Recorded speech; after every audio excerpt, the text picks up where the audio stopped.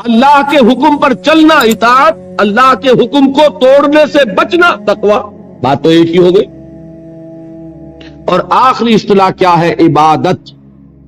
عبادت بنا عبد سے، عبد کے معنی غلام، اللہ کی ہمہ وقت ہمہ تن غلام۔ ایک ہوتا ہے ملازم، ملازم ہمہ وقت ملازم نہیں ہوتا، 8 گھنٹے کام کرنے کا پابند ہے، 9 گھنٹے وہ آپ کے برابر ہے، وہ بھی ایک ووٹ رکھتا ہے، آپ بھی ایک ووٹ رکھتے ہیں، وہ بھی شہری ہے اس ریاست کا، آپ بھی شہری ہے۔ امپلائر امپلائی ریلیشن شپ میں رتبے کا فرق نہیں ہوتا، کام کا کام مسئلہ ہے، آپ کام کر رہے ہیں، وہ آپ کو اجرت دے رہا ہے۔ 8 گھنٹے مزدور آپ کا کام کر رہا ہے، 9 گھنٹے، تو بالکل آپ کے برابر آزاد شہری۔ پھر یہ کہ ملازم اگر آپ نے رکھا ہے باورچی کی حیثیت سے، وہ آپ کا خانسامہ ہے، اس سے آپ یہ نہیں کہہ سکتے کہ میرا کموڈ بھی صاف کر دو، کہہ سکتے ہیں؟ وہ صاف جواب دے گا، جناب میں اس کام کے لیے ملازم ہوں، اس کے لیے ملازم نہیں ہوں۔ لیکن جو غلام ہوتا تھا عبد، وہ ہمہ وقت غلام، ہمہ تن غلام، جو حکم دیا جائے ماننے پہ مجبور، کسی وقت انکار نہیں، کسی کام سے انکار نہیں، وہ غلام جو مملوک تھا، آقا کی ملکیت تھا، اس کو عبد کہتے تھے، اس سے لفظ عبادت بنا۔ یا ایھا الناس اعبدوا ربکم، اے لوگوں اپنے رب کی بندگی اور عبادت اختیار کرو۔ اور فرمایا قرآن مجید میں وما خلقت الجن والانس الا لیعبدون، میں نے تو انسانوں اور جنوں کو پیدا ہی اس لیے کیا ہے کہ میری عبادت کریں۔ یہ تو غرض تخلیق ہے، غایت وجود ہے۔ اسی کو کہا شیخ سعدی نے ترجمانی کرتے ہوئے، زندگی آمد برائے بندگی، زندگی بے بندگی شرمندگی۔ زندگی تو اللہ نے دی ہمیں اس لیے۔ اب 4 الفاظ نوٹ کیے آپ نے، اسلام، اطاعت، تقوی، عبادت، صحیح ہے؟ ان میں 19-20 کا فرق ہے۔ اسلام کے معنی to surrender, to submit, to give up resistance, مخالفت چھوڑ دینا، ہتھیار رکھ دینا، گردن نہادن، سپردن، اپنے آپ کو حوالے کر دینا، یہ سب کیا ہے؟ اسلام۔ اطاعت اللہ کی اور اس کے رسول کی دلی آمادگی سے اس کا کہنا ماننا۔ تقوی اللہ کے کسی حکم کو نہ توڑنا، بچنا اس سے کہ اللہ کے کسی حکم کی خلاف ورزی ہو جائے۔ اور عبادت ہمہ تن، ہمہ وجوہ، ہمہ وقت اللہ کا بندہ بن جانا، یہ ہے پہلی چھت۔ اس میں ایک نوٹ ہے آف کوشن۔ ہمارا جو باتیں میں نے اب تک کہی ہیں، اس میں کوئی چیز نئی نہیں ہے، آپ سب جانتے ہیں، ایک بچہ جانتا ہے۔ لیکن ایک بات ہمارے ذہنوں سے نکل گئی اور اس نے سارا فطور پیدا کر دیا، وہ یہ کہ ہم یہ بھول گئے کہ یہ بندگی، یہ اسلام، یہ عبادت، یہ اطاعت جزوی نہیں ہو سکتی، کلی ہوگی۔ یہ نہیں کہ اللہ کے کچھ احکام قبول اور کچھ رد، کچھ سر پر، سر آنکھوں پر اور کچھ پاؤں تلے۔ یہ اگر ہوگا تو اس کے معنی کیا ہے؟ یہ تمسخر ہے، استہزاء ہے، ڈھٹائی ہے، مذاق اڑانا ہے اللہ کے دین کا۔ اور کل میں تجزیہ کر کے بتا چکا ہوں کہ اس میں جو چیز مانی جا رہی ہے وہ بھی اللہ کے حکم کی وجہ سے نہیں، اپنے نفس کی پسند کی وجہ سے۔ جو مانی جا رہی ہے وہ بھی اللہ کی اطاعت نہیں، نفس کی اطاعت۔ اور میں وہ آیت سنا چکا، افتؤمنون ببعض الکتاب وتکفرون ببعض، کیا تم ہماری کتاب اور شریعت کے ایک حصے کو مانتے اور ایک کو نہیں مانتے؟ سود کس نے حرام کیا؟ اللہ نے۔ سور کس نے حرام کیا؟ اللہ نے۔ شراب کس نے حرام کی؟ اللہ نے۔ بڑا دیندار بنا پھرتا ہے، شراب تو نہیں پیتا، سور نہیں کھاتا، سود کھاتا ہے۔ بتائیے کوئی منطقی اس کے لیے دلیل؟ اگر تو اللہ کی حرمت کی وجہ سے ہے تو میں دعوے سے کہتا ہوں کہ خنزیر کی حرمت اور شراب کی حرمت سود کی حرمت کے 100ویں حصے کے برابر بھی نہیں. حدیث سنا چکا ہوں آپ کو. الربا 70 جزءا، سود کے گناہ کے 70 حصے ہیں. ایسروہا، اس میں سب سے ہلکا حصہ اس کے مساوی ہے ان ينكح الرجل امہ، کہ کوئی شخص اپنی ماں سے زنا کرے. اب آپ کیلکولیشن لگا لیجیے، کیا سور کے کھانے پر اللہ کی طرف سے اعلان جنگ آیا ہے؟ کیا شراب کے پینے پر اللہ کی طرف سے اعلان جنگ آیا ہے؟ شراب کے بارے میں تو تسلیم کیا گیا اس میں کچھ خیر بھی ہے، نفع بھی ہے، لیکن اس کو ہم نے حرام اس لیے کیا ہے کہ اس کے مضرت کا پہلو، گناہ کا پہلو اس کے منفعت کے پہلو سے زیادہ ہے. یسألونک عن الخمر والمیسر قل فیہما اسم کبیر ومنافع للناس واسمہما اکبر من نفعہما، یہ فرمایا نا.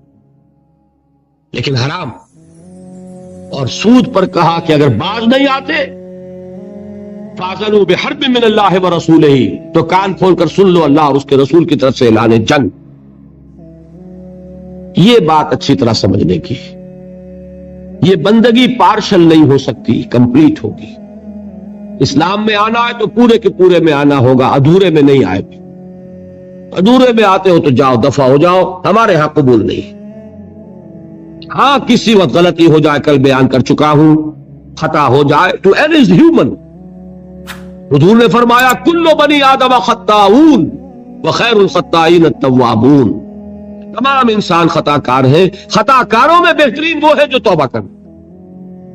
لیکن توبہ کی بھی قرآن مجید میں شرح کر دی. ایک توبہ وہ ہوتی ہے ساری عمر حرام خوری کرتے رہو اور موت کے وقت آگے ہاتھ جوڑ دو، وہ توبہ قبول نہیں ہوگی. ایک توبہ وہ ہے کہ خطا ہو گئی فوراً رجوع کیا، اے اللہ مجھ سے غلطی ہوئی، پروردگار معاف فرما، کرتا ہوں کہ آئندہ نہیں کروں گا. اس کو اللہ نے فرمایا اس توبہ کا قبول کرنا ہم پر واجب ہے.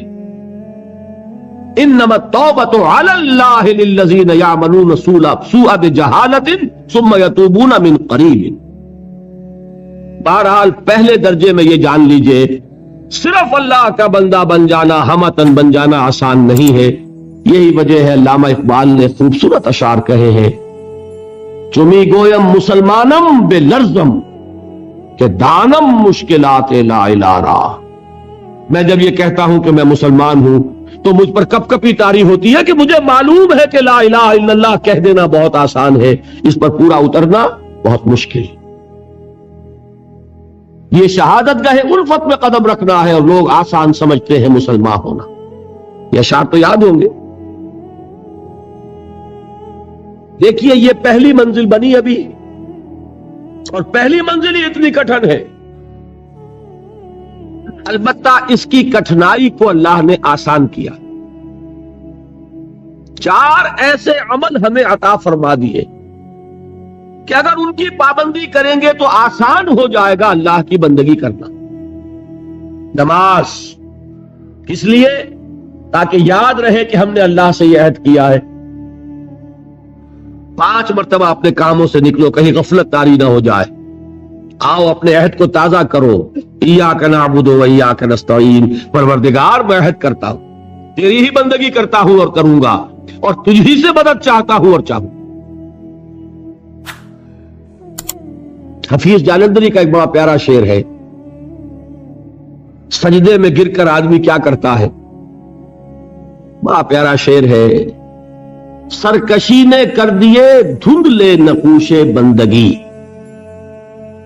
آؤ سجدے میں گریں لوح جبیں تازہ کریں. ہمارے تو ماتھے پہ لکھا ہونا چاہیے کہ یہ بندہ ہے، اللہ کا بندہ. سرکشی جو ہے اس کی وجہ سے یہ نقش کچھ مدھم ہو گئے ہیں. سجدے میں گرو اور تازہ کرو تاکہ وہ نقش بندگی جو ہے پھر اجاگر ہو جائے. سرکشی نے کر دیے دھندلے نقوش بندگی، آؤ سجدے میں گرے لوح جبیں تازہ کرے. نماز کیا ہے؟ بندگی کے اقرار کو تازہ کرے. پھر اس عبادت میں آڑے آتے ہیں انسان کے نفسانی خواہشات. اس نفسانی خواہشات کا مقابلہ کرنے کے لیے کیا دیا؟ روزہ۔ حضور نے فرمایا الصوم جنتن، روزہ ڈھال ہے۔ نفس کا حملہ کس پر روکو گے؟ روزے کی ڈھال پر۔ پیٹ کھانے کو مانگتا ہے لیکن اپنے اندر ضبط پیدا کرو۔ 1 مہینے تک صبح سے شام تک شریر بھوک کے باوجود نہیں کھا رہے، حلال چیزیں نہیں کھا رہے، بہترین پھل موجود ہے فریج کے اندر، حلق میں کانٹے پڑ رہے اور فریج کے اندر روح افزا کی بوتل موجود، نہیں پی رہے، کیوں؟ کہ اللہ کا حکم نہیں۔ اگر اس کی عادت ہو جائے گی تو بقیہ 11 مہینے حرام سے تو بچو گے کہ نہیں؟ یہ مشق ہے، یہ بندگی کی مشق کرائی جا رہی۔ پریڈ کرتا ہے ایک فوجی کس لیے؟ جس وقت پریڈ کر رہا ہے اس وقت جنگ تو نہیں ہو رہی نا، لیکن مشق کرے گا تو چاق و چوبند رہے گا کہ جب جنگ ہوگی تب بھی یہ چاق و چوبند رہے اور ایک کوشن پر موو کرے، ایک کمانڈ کے اوپر آگے ٹوٹ پڑے۔ اس کی عادت کرنی پڑتی ہے۔ تو نفس کے حملوں کو روکنے کی عادت پیدا ہوئی کس سے؟ روزے سے۔ اللہ کی بندگی میں ایک بہت بڑی رکاوٹ ہے مال کی محبت۔ مال محبوب ہے، یہ تو میں آپ کو اقسام شرک میں بتاؤں گا۔ زر پرستی بھی شرک ہے جسے کوئی نہیں جانتا، قبر پرستی کو تو جانتے ہیں شرک ہے اور ہے، زر پرستی بھی شرک ہے یہ کسی کو پتا نہیں، اور نفس پرستی بھی شرک ہے یہ کسی کو پتا نہیں۔ یہ تو وہ موضوع آئے گا اب انشاءاللہ، لیکن ذہن میں رکھیے سب سے بڑی دل کے اندر جو نجاست ہے وہ حب مال کی ہے، مال کی محبت۔ اس کو کھرچنے کے لیے کیا چیز عطا فرمائی؟ زکات۔ مال نکالو، اور یہ ساری برکات جمع کرنی کس میں؟ حج میں۔ نماز کی برکت بھی ہے، اس میں طواف ہو رہا ہے، شاعر الہی ہے، اور پھر اس میں مال بھی خرچ ہو رہا ہے، وہ زکات کی برکت آ گئی۔ احرام کی پابندیوں میں روزے سے مشابہت ہے، روزے میں تعلق زن و شو نہیں ہے نا، اور احرام میں نہیں ہے۔ تمام برکات کو جمع کیا ہے حج میں۔ یہ عبادات کس لیے دی گئی؟ یہ ٹریننگ کورس ہے ایک بندہ مسلم کا، بندہ مومن کا، کہ اسے اللہ کی ہمہ بندگی کی عادت پیدا ہو، صلاحیت پیدا ہو جائے، وہ واقعتاً اللہ کے احکام پر چلنے کے قابل ہو جائے، اس میں تقوی پیدا ہو جائے۔ یا ایھا الذین آمنوا کتب علیکم الصیام کما کتب علی الذین من قبلکم لعلکم تتقون۔ اہل ایمان، تم پر روزے فرض کیے گئے جیسے کہ تم سے پہلی امتوں پہ فرض کیے گئے تھے، تاکہ تمہارے اندر تقوی پیدا ہو۔ تو یہ جان لیجئے یہ 4 ستون اور یہ چھت۔ ایک بات میں ذرا عرض کر دوں، برا نہ مانیے، اگر کسی جگہ 4 ستون کھڑے ہو اور اوپر چھت ہونا تو آپ کیا کہیں گے؟ پاگل پن ہے، یہ ستون کاہے کے لیے کھڑے کی؟ ستون بامانی تبھی ہے جب چھت سپورٹ کر رہا ہو، ورنہ وہ یادگار تو ہو سکتی ہے کوئی، باقی اس کی کوئی افادیت نہیں۔ بالکل یہی حال ہے ان لوگوں کا جنہوں نے صرف نماز، روزہ، حج، زکات کو پکڑا ہوا ہے اور اللہ کے حلال و حرام سے آزاد۔ وہ پوری بندگی ان کے سامنے ہی نہیں، پوری زندگی میں اللہ کی غلامی یہ پیش نظر ہی نہیں۔ نماز، روزہ، حج، زکات یہ کر لیا اور دین کے تقاضے گویا کہ پورے ہو گئے، جو بھی ہم سے دین کا مطالبہ تھا ہم نے ادا کر دیا۔ اس کی مثال یہی ہے کہ 4 ستون ہے، چھت نہیں۔ اس کا وائسی ورثہ بھی ہے، چھت ہو ہی نہیں سکتی جب تک ستون نہ ہو، لہذا وہ اللہ کی بندگی ہمہ تک نہیں ہو سکے گی اگر یہ ستون ہی تم نے قائم نہیں کی۔ کوئی شخص بنا پھرتا ہو اللہ کا بڑا ہی عاشق اور رسول کا بہت ہی محبت کرنے والا اور نماز پڑھتا نہ ہو تو ہے فریبی کہ نہیں؟ دھوکے باز ہے کہ نہیں؟ یہ چھت کا دعویٰ کر رہا ہے بغیر ستون کے، اور وہ ستون لیے بیٹھا ہے بغیر چھت کے۔ دونوں شکلیں یکساں غلط۔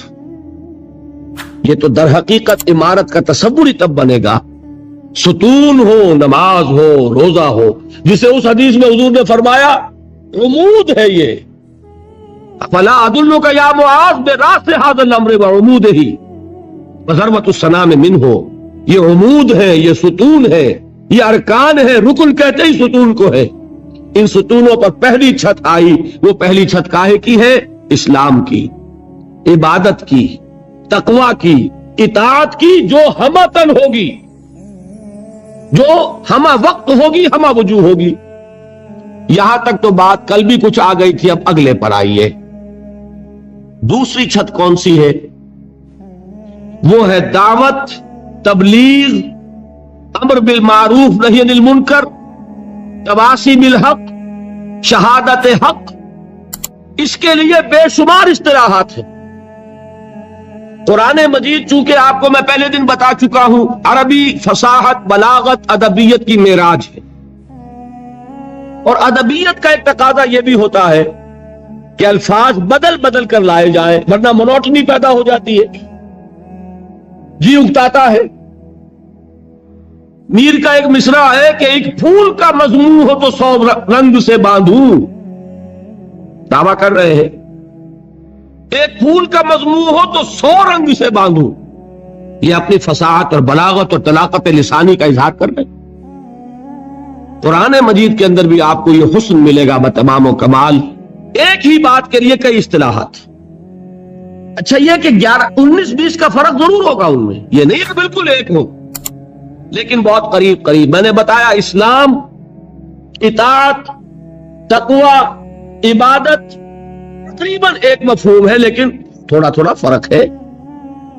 اسی طریقے سے دوسری چھت جو ہے عمل صالح کی دوسری منزل، اس کے لیے الفاظ کیا ہے؟ دعوت، تبلیغ، نصیحت، وعظ، تلقین، تعلیم، انذار، تبشیر، تذکیر، امر بالمعروف نہی عن المنکر، اور سب سے جامع اصطلاح شہادت علی الناس۔ بات سمجھ میں آئی؟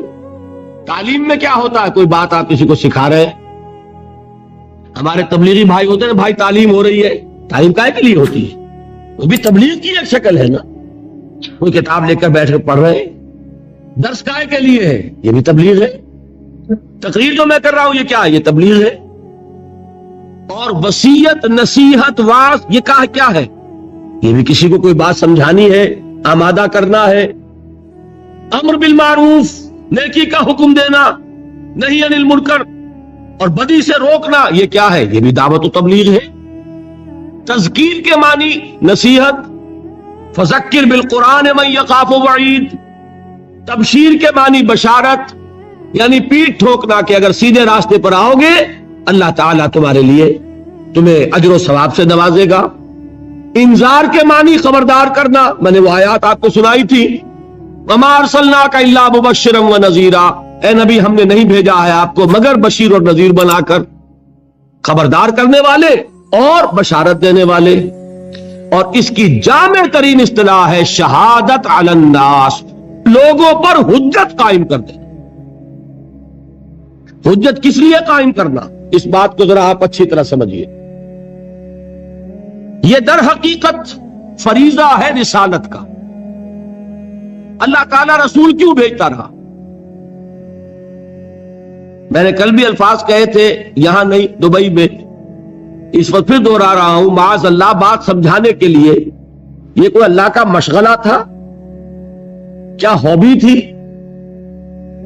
ایک بہت اہم مسئلہ ہے، رسول کیوں بھیجے جاتے تھے، پھر یہ سلسلہ کیوں ختم ہو گیا؟ اور اگر رسالت کسی مقصد کے لیے تھی تو آیا وہ مقصد ختم ہو گیا؟ اور اگر وہ مقصد ختم نہیں ہوا تو رسالت ختم ہو گئی، اب وہ مقصد کیسے پورا ہوگا؟ 4 سوال ہو گئے، چاروں کا جواب ہوگا تو بات کھلے گی۔ رسول کس لیے بھیجے جاتے تھے؟ دعوت، انذار، تبشیر، کس لیے؟ دیکھیے سورہ نساء کی آیت ہے، اللہ تعالیٰ توفیق دے آپ کو، 6واں پارہ شروع ہوتا ہے، وہاں یہ مقام ملے گا۔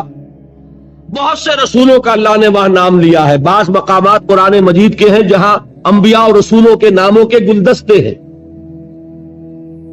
16 नाम, 17 नाम, 20 नाम मिल जाएंगे आपको, 28 नाम। एक गुलदस्ता है सूरह निसा में 6 पारे के शुरू, तमाम रसूलों का नाम लेकर अब फरमाया रसूलम मुबश्शिरीन व मुनज़िरीन ले अल्लाह यकूना लिन्नासि अलल्लाहि हुज्जतुन बादर रसूल व कान अल्लाहु अज़ीज़न हकीमा। हमने अपने रसूलों को भेजा मुबश्शिर और नजीर बनाकर, ताकि रसूलों के आने के बाद लोगों के पास अल्लाह के मुकाबले में कोई हुज्जत बाकी न रह जाए। क्या मानी इसके? अल्लाह पूछेगा तुम शराब क्यों पीते रहे? अल्लाह तूने हमें बताया नहीं कि हराम है। दलील हो जाएगी कि नहीं? हमें बताया ही नहीं कि हराम है। जब तक कुरान में आयत नहीं उतरी कि आखिरी आयत के हराम है, सहाबा पीते रहे कि नहीं? फर्ज कीजिए कि जब आयत उतरती, फर्ज कीजिए कि हुजूर किसी मसलहत की वजह से कि ये मुश्किल काम है, ये हुक्म नहीं मान सकेंगे मेरे साथी, और मैंने अगर ये हुक्म दिया तो भीड़ छड़ जाएगी, देखना